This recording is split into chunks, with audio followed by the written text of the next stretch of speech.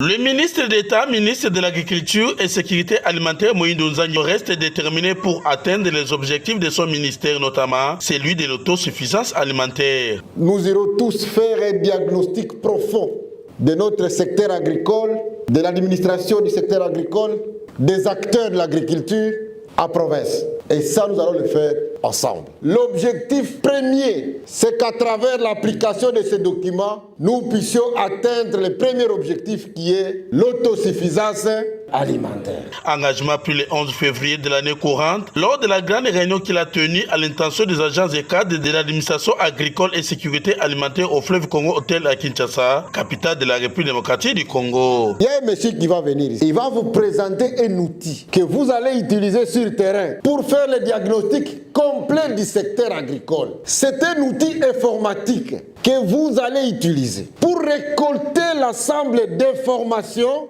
qui vont nous aider à réaliser notre objectif. Et je voudrais donc que tous ceux qui vont aller, c'est pas vraiment puisque vous avez le plaisir d'y aller, c'est puisque les informations que vous allez nous ramener, c'est des informations capitales.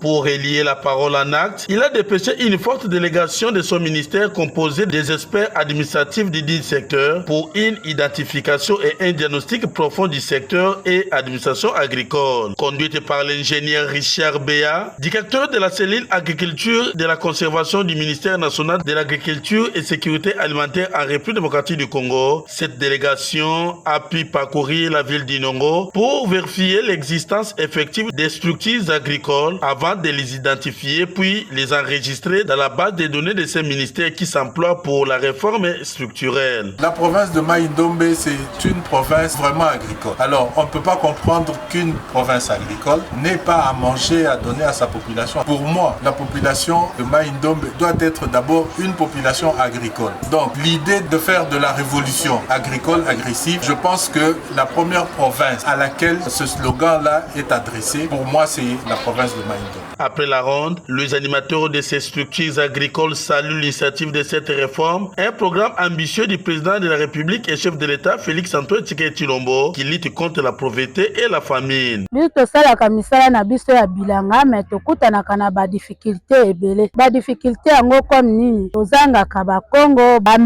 Banzela mabe seke babiloko wana nyonso eza kopesa bisu pasi mpona kosala agriculture mpona kobimisa libanda bisu pe toteka tozwa ya bisu mwa lomeya boyebi ke biso bapeuple autochtone pygme tozalaka na bamwaye te nde omoni toza komidebrouye mpona kosala agriculture na mabele na biso pour ke tokoka kose retrouve na vie. En tout cas toza na esengo makasi na initiative oyo délégation ya Kinshasa baye bango mpe babosani bisu te balobi bisu pe tokoma epa ba peuple autochtone pygme ba gardien ya mabele toke kotala oyo bango pe initiative oyo bango basali tosepeli na makambo oyo bango bayeli mpona koakompanye biso na makambo etali ya agriculture tosepeli na yango makasi topesi remerciement liboso epai ya président de la république papa Félix Tshilombo na oyo ye asalaki liboso oyo ye abimisaki loa na biso ya ba peuple autochtone pygme pe ntango bato batosi loa wana bango oyo baza kokita te na bakati ya bazamba koluka biso mpona kosala misala oyo azosepela na yango. Topesi pe ministre oyo ya agriculture papa Moïse Nzangi na oyo akanisi mpona biso bato oyo tosimbaka bakongo mpona initiative oyo abimi ya agriculture misala oyo toza kosala alandisi pe bato baya koakompanye biso na yango abosa na biso te